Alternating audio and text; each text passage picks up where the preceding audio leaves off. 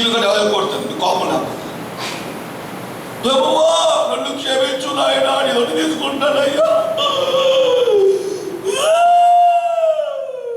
అని అడుగుతూ రొట్టె తీసుకుంటున్నా అని ప్రభువా నేను తీసుకోవాలి, రొట్టె తీసుకునే ముందు ఈలోపు ఎవరు వచ్చి చెయ్యి తొలిది రాగా కాదు చెయ్యి ఆయన పట్టుకుంటు సిగ్గులేదా బుద్ధి లేదా దుర్మార్గుడా నువ్వు నాశనం అయిపోతుందా.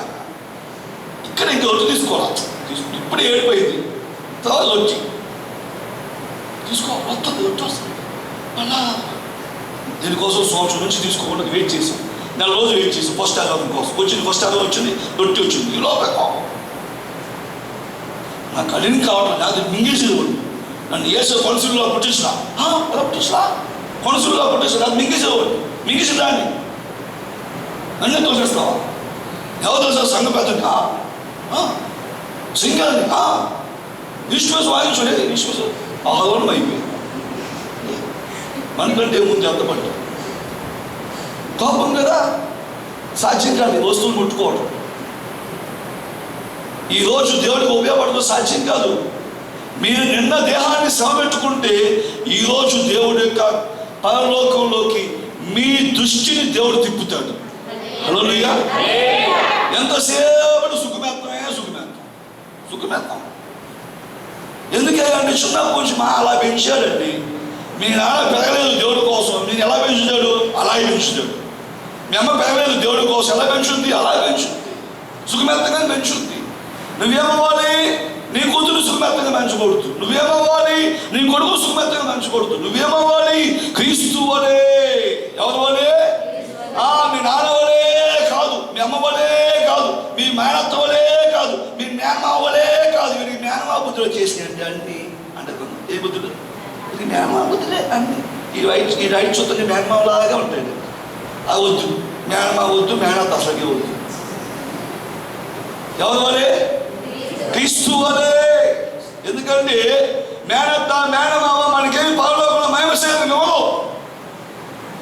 అసలు పరలోకమే తీసుకెళ్ళవు. ఇంకా అన్ని మనకి పరలోకంలో మహిమ సేవ. ఈ లోకములో నుంచి ఈ దేహము దేవుడు ఎందుకు ఇచ్చాడు తెలుసా? ఆయన కోసం శ్రమ పెట్టాలి. ఈ దేహం ఎవరి కోసమా? ఆయన కోసం శ్రమ పెట్టితేనే నువ్వు ఈ భూమి మీద ఉండగానే పాపుని జోలికి రాదు. పాపుని జోలికి రావట్లేదేంటి? కోపుని జోలికి రావట్లేదేంటి? దేశుని జోలికి రావట్లేదేంటంటే అయితే నువ్వు శ్రమ పెట్టుకున్నావు నీ దేహాన్ని. హల్లెలూయా. శ్రమ పెట్టేసుకున్నావు. ఆలోచించండి. పాతది మనుషుల మన దగ్గర రాదంట, మరలా మన దగ్గర రాదంట. ఇష్టానుసారంగా నీ దేహం దేవుడికి ఉంటుందంట. ఎప్పుడు తెలుసా? శ్రమ పెట్టుకున్నావు. అంతేకాదు ఈ భూమి మీదే కాదు నీకు పాపం అంటుకోండి. ఈ భూమి మీద ధ్యానం శ్రమ పెట్టుకున్నావు కాబట్టి పరలోకంలో మహిమ శరీరం పొందుకొని యుగ యుగాలు యేసుతో కూర్చుంటావు. యుగ యుగాలు. ఎన్ని రోజులు? అది దేవుడు చేతి పని కాదు. ఈ దేహాన్ని చేతితో చేశాడు. మహిమ శరీరం చేతి పని కాదు, శిథిలమైపోదు. ఈ దేహం అట్లా కలిసిపోతుంది. అందుకే నీ కూతుర్ని చిన్నప్పుడే చర్చి తీసుకొచ్చి శ్రమ పెట్టడం నేర్పించు. నీ కొడుకుని చిన్నప్పుడే చర్చి తీసుకొచ్చి ఇది నేర్పించి లేపడం నేర్పించు. పదవులు చేయించు, చర్చిలో పని చేయించు. శ్రమ. ఫ్యాన్ ఎక్కడ ఉంది? ఏసీ ఎక్కడ ఉంది? పరుపు ఎక్కడ ఉంది? మంచం ఎక్కడ ఉంది అని ఎట్టుంటుంది? నాకు ఫ్యాన్ అడిగితే కదా పదవి పొడుగునే మంచం ఉంటుంది కదా, అలా అనిపించింది. ఎందుకని? యేసు క్రీస్తు ప్రభువు యొక్క ఆది అపోస్తలులు ఎలా చేసిన పరిచర్య? రాత్రి పగళ్ళు ప్రార్థనా వాక్యముతోనే ఈ దేహాన్ని నలకొట్టుకున్నారు. పాత నిబంధన కాకుండా కొత్త నిబంధన. మరి పాత నిబంధనలో ప్రవర్తన ఏం చేశారు? 40 దినాలు తిండి లేదు, నీళ్లు లేవు, నిద్ర లేదు. దేవుడి వాక్యం తీసుకురావటానికి అది వినాలంటే, వాక్యం తేవటానికే అన్ని తంటాలు పడితే ఆ వాక్యం వినాలంటే నీ హృదయము విరిగి నలగాలి. ఎప్పుడు శ్రమ పెట్టబడితే దేహము సుఖంగా కూర్చొని బాగా నిద్రపోయి రాత్రి పూట మళ్ళీ నిద్ర జాగ్రత్త వేసుకొని పొద్దున చచ్చిపోవచ్చు అంటూ మళ్ళీ ఇక్కడ 36 పనులు మనకెందుకు? మనం టెంట్లో చేస్తామా? మనం టెంట్లో చెయ్యం, మనం పళ్ళు రిపేర్ చెయ్యం. కానీ ఇక్కడ చూపిస్తారు పళ్ళు, నాలుక, ముక్కు చూపిస్తూ ఉంటారు. కారణం ఏంటి? శ్రమ లేదు, శ్రమ పెట్టబడట్లేదు దేహం. మరి పాపం నీ దగ్గర రాకూడదు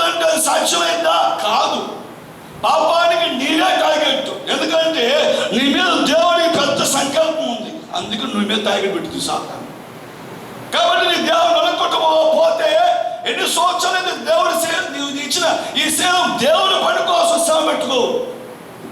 ఉద్యోగంలో అయితే పొద్దు నుంచి నేను మధ్యాహ్నం దాకా మధ్యాహ్నం సాయంత్రం నుంచి ఉంటాం నిలువు కాళ్ళ మీద. ఉద్యోగంలో చర్చలు నుంచోమంటే అని కుర్చీలు సింహాసనాలు ఎత్తుకుంటూ నుంచోలు అసలు చర్చలు కొంతమంది ప్రార్థన చేస్తూ నుంచోని అన్నాను అనుకో. ఇది ప్రార్థన ఎప్పుడు అయ్యేది కాదు, కానీ మనకు నుంచోనే వద్దు, లేచేది వద్దు, అదే కింద ప్రార్థన చేసుకుందాం అని కొంతమంది అసలు నుంచోలేరు. అప్పుడే ఏమైందంటే అప్పుడే ఏమవుతుంది తెలుసా, వాళ్ళ దేహం దేవుడి కోసం శ్రమ పెట్టకపోతే వాళ్ళ పరలోకం దేహం మీద వాళ్ళకి పరలోక మహిమ శరీరం మీద వాళ్ళకి దృష్టి లేదు, అసలు ఆలోచనే లేదు. దేవుడు ఎందుకు వస్తున్న సహోదరి సహోదరుడా, నీ దేహము ఈ భూమి మీద ఎంతగా శ్రమ పెట్టుకుంటావో యేసుక్రీస్తులాగా అంత పాపము నీ జోలికి రాదు, నీ ఇంటికి రాదు, నీ సొంతలోకి రాదు. ఇంకోటి ఏం చెప్పమంటారా, ఇంకోటి రాదు. ఒకటి ఉన్నది పోయింది. మీ సొంతలో ఏమైనా పాపం అనుకోండి, మీ అడుగు పెట్టగానే ఆ పాపం ఆ కుటుంబాన్ని ఆ సొంతుని ఆ గ్రామాన్ని విడిచిపెట్టి దెయ్యాల సమూహం అంతా పారిపోతా ఉంటాయి. హల్లెలూయా. దేవుడి యొక్క వాక్యం తెలియజేయబడుతున్న మాటను చూడండి. శ్రమ అంటే చాలా మందికి కష్టం. అసలు చర్చకి ఎందుకు వస్తున్నామంటే శ్రమలు పోతాయి అంటే వచ్చామండి, కలిసి వస్తుందంటే వచ్చామండి, ఇబ్బందులు పోతాయి అంటే వచ్చామండి, సమస్యలు పోతాయి అంటే వచ్చామండి.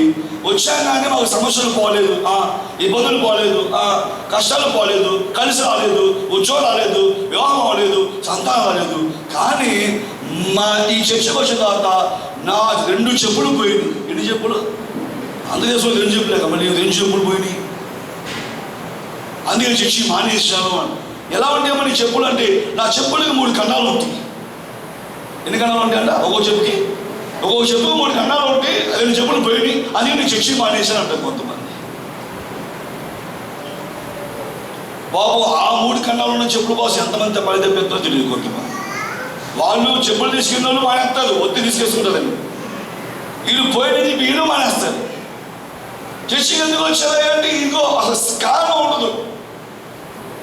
శ్రమ పెట్టుకోమంటే మన జీవితంలో మనం తెలుసుకో సత్యం ఇదే సహోదరి సహోదరుడా. ఎప్పుడైతే నీ దేవుడి కోసం శ్రమ పెట్టుకుంటావో నీలో స్వార్థం పోయింది. ఏం పోయింది? స్వార్థం పోతుంది. నిష్కపటంగా మార్చబడుతుంది, కపటం పోయింది. నువ్వు ఎప్పుడైతే నీ దేహాన్ని శ్రమ పెట్టుకుంటావో నీలో తెలియని చీకటి పోతుంది, నెగటివ్ ఆలోచనలు పోతాయి, చెడ్డ ఆలోచనలు పోతాయి. నువ్వు ఎంతకాలం సుఖపెట్టావు ఈ దేహాన్ని, ఈ దేహమే నీకు పెద్ద దెయ్యంలా మారుతుంది అని బైబిల్ చెప్పాడు దేవుడు. నేను చెప్పట్లా, మరి నేను చెప్పాను అనుకుంటాను. ఉదాహరణ కోసం కొంతమందికి దేవుడి వాక్యం ఒక విధంగా చెప్తే వాళ్ళకి ఇంకో విధంగా అర్థమైంది. మంచిగా చెప్తే ఇంకో ఇద్దరికి ఎవరొస్తుంది అంటే చెడుగా అర్థమైందంట. పాస్టర్ వాక్యం చెప్పారు, శ్రమ పెట్టుకొని ప్రార్థన చేయండి అని చెప్పంటే ఇద్దరు ఎవరొస్తుందికి వేరే విధంగా అర్థమైంది. వేరే విధంగా అర్థమై ఇద్దరు కూడా ప్రార్థన చేస్తాం. కానీ చెట్టుకి చేస్తారు, ఒక చెట్టు కింద ప్రార్థన చేస్తారు, ఇద్దరు ప్రార్థన చేస్తాం. పాస్టర్ ఎంట్లో ప్రార్థన చేయమన్నా కదా, చెట్టు ఎంట్లో ఉంది అని ఒక చెట్టు కింద చేసుకుంటే వీడికంటే నేను ఇంకా బాగా ప్రార్థన చేయాలి, ఒక చెట్టుకి చేశాను. చెట్టుకి ప్రార్థన చేస్తున్నారు, ఇద్దరు ప్రార్థన. దేవ ఆస్తోతులు ఉన్నాయని నాకు కాపాడానా, దీవించినాడు, ఆశీర్దించాను అని మమ్మల్ని అది ఇదేం ప్రార్థన చేస్తాను. తోడు వచ్చింది, బాబు మీకేం కావాలి బాబు అని అడిగింది. పైన వస్తుంది కదా, పైన ఉన్న చెట్టు పైన ఒక విశ్వాసం ఉంది. ఆయన దగ్గర అడిగింది అనమాట, బాబు ఏమన్నా వస్తుందా, ఇంత ఏడ్చి ప్రార్థన చేస్తాం, నీకేం కావాలి అంటే కింద వాడికి ఏం కావాలి అడిగిరా అన్నాడంట. కింద కూడా ప్రార్థన చేస్తాను, ఆడికి ఏం కావాలి అడిగిరా అన్నాడు. ఓకే అని చెప్పి దూత కిందకి వెళ్ళింది. బాబు నీకేం కావాలి బాబు అని అడిగితే పైన ఏమడిగాడు అని అడిగిందంట. కింద పైన అయితే ఏం చెప్పాడు, ఏమడిగాడంటే ఏం లేదు, నిన్ను అడిగింది, నిన్ను అడగమన్నాడు. ఫస్ట్ నువ్వేం చెప్తావో అది చెప్పమన్నాడంటే ఓహో అలాగా ఓకే. అప్పుడు కింద నేను చెప్పాడు తెలుసా, పైన ఉన్న వాడికి ఏమిస్తావు అవి 2 నాకు రెట్టింపు, నాకు 2 అన్నాడంట. మళ్ళీ చెప్తున్నా, కింద ఉన్నాడు ఏం చెప్పాడు తెలుసా, పైన ఉన్నాడు ఏమైనా అడిగాడు అనుకో దానికి 2 నాకు రెట్టింపు, 2 నాకు ఒకటి అడిగాడు అనుకో 2 నాకు దానికి చెప్ప 2 చేసి 2 ఇతరులు నాకు ఇవ్వు అన్నాడు కిందోడు. ఆ దూత అంతా పైకి వెళ్ళిందంట. పైన అడిగాడు ఏంటి, కింద ఏమడిగాడు అంటే కిందోడు నువ్వేం అడిగినా ఏమడుగుతావో అది నాకు 2 ఇంతలు కావాలన్నాడంటే అయితే నాకు ఒక కన్ను తీసానంట. ఏం తీసేవాడంట, కిందకి ఎన్ని కన్ను తీయాలి? ఇప్పుడు దీనికోసం ప్రార్థన, ఇది కళ్ళు బీక్కుంటూ కోసం ప్రార్థన. మళ్ళీ దీనికి ఒక చెట్టు ఒకటి, చెట్టు కింద ఒకడు చూడండి. ఎండలో వాళ్ళకి ఏమర్థమైంది? స్వార్థం పోయిందని అంటే వాళ్ళకి స్వార్థం ఉన్నదే అర్థమైంది. ఇంకా వాళ్ళు ఇంకేం పెట్టుకున్నారు? శ్రమ దేహాన్ని ఇలా ఇలా ఒక తాగలు చెప్తే కొంతమంది వాకి ఇంకోలా అర్థమైంది.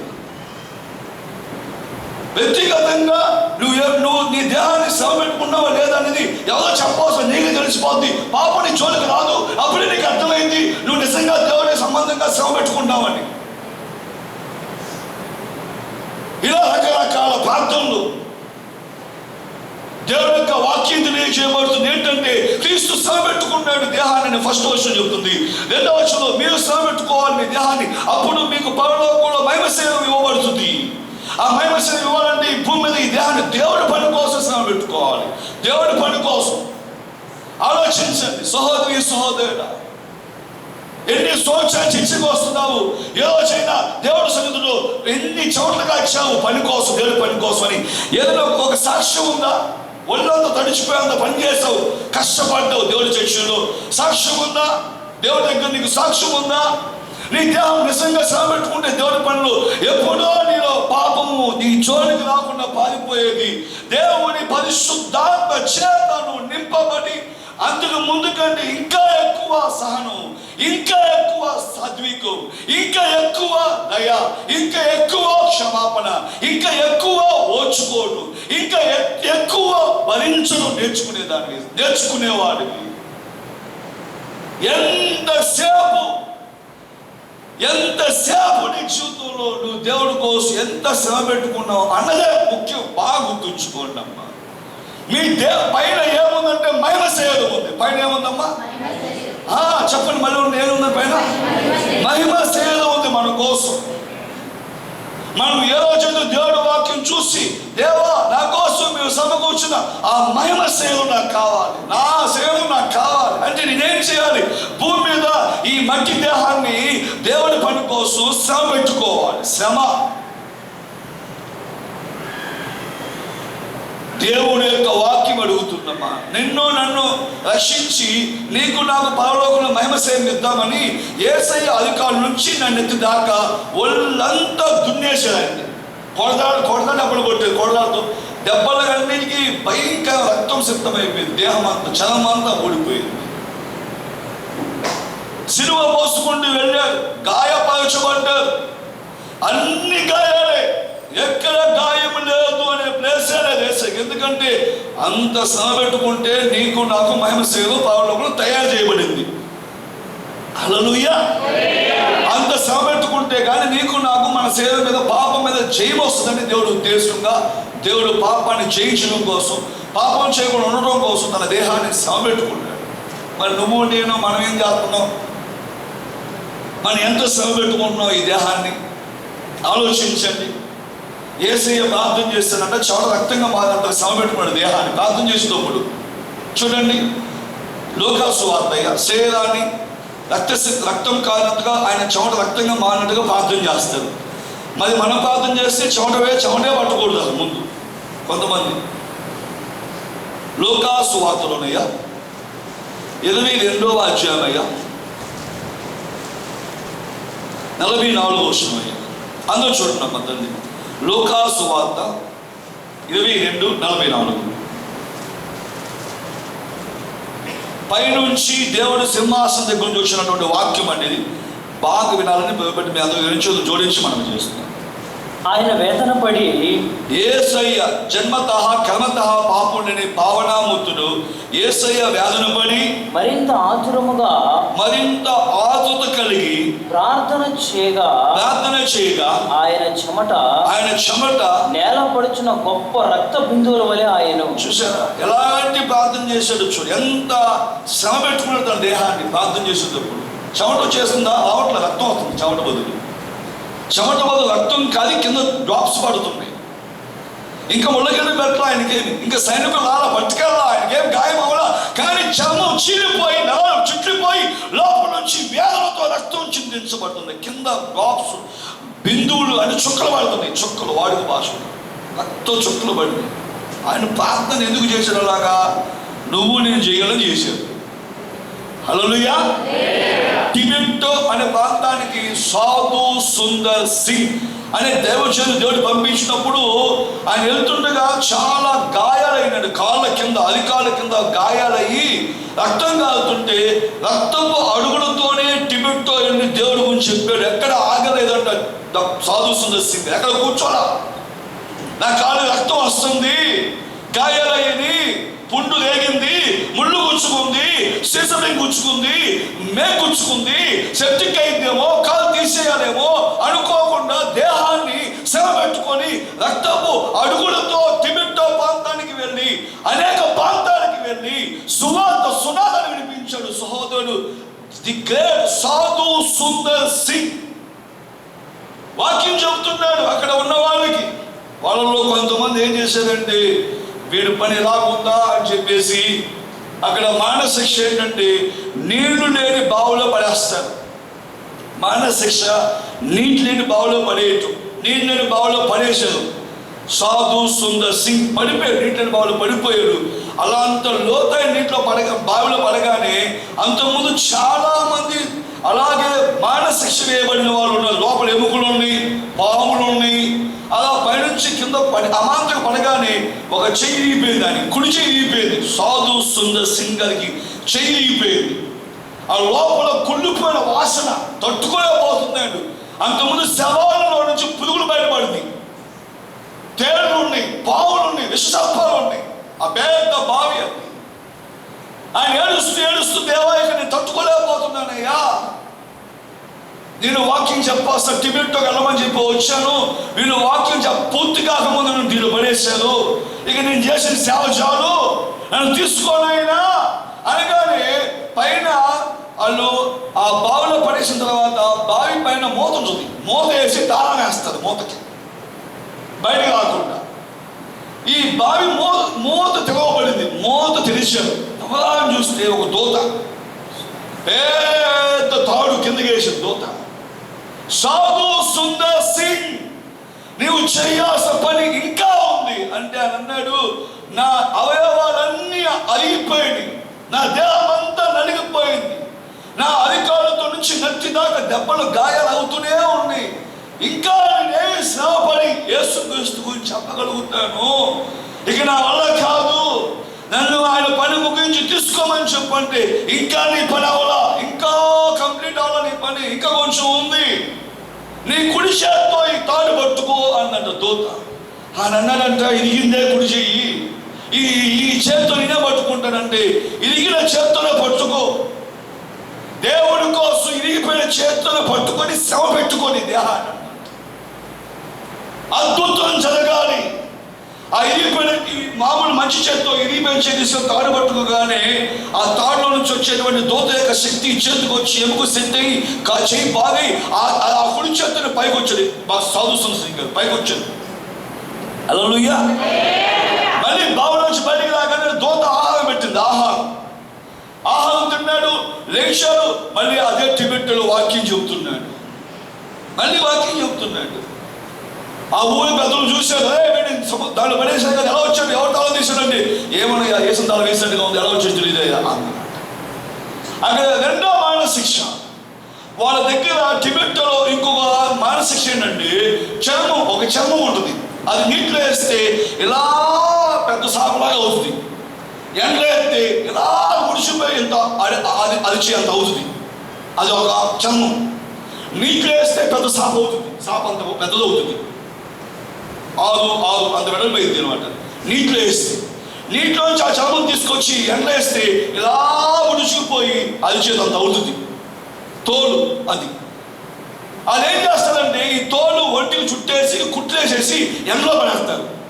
ఎండలో పడేస్తే ఈ తోలు నొక్కేసింది, మనిషిని నొక్కితే లోపల కిడ్నీలు లివర్ అన్ని ఇలా డ్యామేజ్ అయిపోయి ఎముకలని డొక్కలు ఇరిగిపోయి ఆ ఎముకలను ఇరిగిపోయి మెదడి చిట్లిపోయి పులి పగిలిపోయి మనిషి చచ్చిపోతాడు అమాంతంగా. ఇది మానశిక్ష. తీసుకొచ్చారు సాధు సుందర్ సింగ్, బయట తీసుకొచ్చారు. వాక్యం చెబుతారు, ఆయన బయట తీసుకొచ్చారు, వాక్యంలోంచి రాకొచ్చారు. మానశిక్ష నీకు నెంబర్ 2 మానశిక్ష అంటే సాధు సుందర్ సింగ్ చెప్పారు, నా దేవుడి పని ఇంకా అవలేదయ్యా, నా దేవుడి పని అయిన తర్వాత నేను ఎలాగే చనిపోతాను, ప్రభు కోసం చనిపోతాను, నాకు కొంచెం సమయం ఇవ్వాలంటే లేదు, నేను ఊరుకునేదే లేదు. నీకు ఎలాగని ఇక్కడ వాక్యం చెప్పిన ఒక్కవాడు ఇచ్చారు, వాడిని రమ్మను, వస్తాడు. కరుణామయుడు, కరుణించే కటాక్షించేవాడు వస్తాడు. లేదు రమ్మను అని చేతులు కాళ్ళు ముడిచేశారు. తర్వాత ఆ తోడు చుట్టేసి తాడుతో కట్టేశారు. తాడు కుట్టేసేసి తీసుకెళ్ళి అమాంతంగా ఎండలో పడేశారు. చాలా వేడిగా ఉన్న ఎండ. అరగంట అవుతుంది, అదేమి పని చేయట్లా, లేకపోతే గంట అవుతుంది, 2 గంటలు, 3 గంటలు, 4 గంటలు అవుతుంది. 5 గంటల తర్వాత ఏం చేసేది సార్? టిబెట్లో ఉన్న పెద్ద పెద్ద అధికారులు, రాజులు, గొప్ప గొప్ప వాళ్ళతో కూడా ఆ సాధు సుందర్ సింగ్ ముందు మోకరించి యేసుని నమ్ముకున్నారు. హల్లెలూయా, గట్టిగా హల్లెలూయా. ఒక రోజు ముగించబడుతుంది నీ జీవితం అనుకోవాకు. ఈ దేహం గురించి, ఈ దేహాన్ని సుఖమెత్తంగా పెట్టుకోవాకు.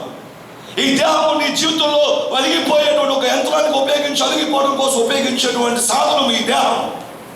ఈ దేహాన్ని నువ్వు దేవుడి కోసం శ్రమెట్టుకోకపోతే ఈ దేహం నీకు మహిమ దేహాన్ని ఇవ్వదు. పరలోకంలో మహిమ దేహం గురించి ఆలోచించు. పరలోకంలో సమరూపమైంది అంటే యేసుకు ఎలాంటి మహిమ ఉందో అలాంటి సమరూపమైన మహిమ సేవలు నీ కోసం, నా కోసం పరలోకంలో దేవుడు సమకూర్చాడు. ఎంతసేపు భూ సంబంధమైన వాటి మీద ఇది తింటే సన్నగా అవుతాం, అది తింటే నల్లగా అవుతాం, ఇది తింటే తెల్లగా అవుతాం, ఇది తింటే బాగవుతాం, ఇది తింటే పొట్టుగా అవుతాం, ఇది తింటే ఏమవుతాం? జిమ్ చేస్తే ఏమవుతాం? జిమ్ చేస్తే జుట్టు పెరుగుద్ది, ఇంకా మీసాలు పెరుగుద్ది. ఎన్ని ఆరోగ్య సూత్రాలు వహిస్తారో కొంతమంది. ఏ దేహం కోసం? శిథిలమైపోయే దేహం అని చెప్పండి. ఏ దేహం కోసం? తినండి, జిమ్కి వెళ్ళండి, ఎక్సర్సైజ్ చేయండి, పొద్దున లేకండి, ఈత కొట్టండి, మంచిగా అన్ని చూసుకోండి. కానీ ఆ బలం తీసుకొచ్చి దేవుడికి వాడండి. దేహాన్ని నేపండి, దేహాన్ని నేపండి బాగా. మళ్ళీ దేహాన్ని దేవుడికే వాడండి, వినియోగించండి. అప్పుడు పరలోకంలో మీ మహిమ శరీరాన్ని దేవుడు ముందుగా తీసుకొని చూపిస్తే, ఇదిగో ఈ దేహం ఇదే, నీ మహిమ దేహం ఇదే, ఇదిగో నీకోసం పరలోకంలో సమకూర్చిన సమలోకమైన మహిమ శరీరం ఇదే. ఇది శిథిలమైపోయేది కాదు, దేవుడు చేత చేయబడింది కాదు, ఇది నీకోసం నియమించబడింది. కుమారుడు ఈ దేహాన్ని ధరించుకొని పరలోకంలో యుగ యుగాలు యవనస్తులాగా ఉంటావు. ఈ మహిమ దేహానికి వృద్ధాప్యం లేదు పరలోకంలో. ఈ మహిమ దేహానికి సుఖం లేదు, మహిమ దేహానికి బీబీ లేదు, మహిమ దేహానికి ఏ రోగము లేదు. మహిమ దేహానికి యుగ యుగాలు నివసించే శక్తి ఉంది.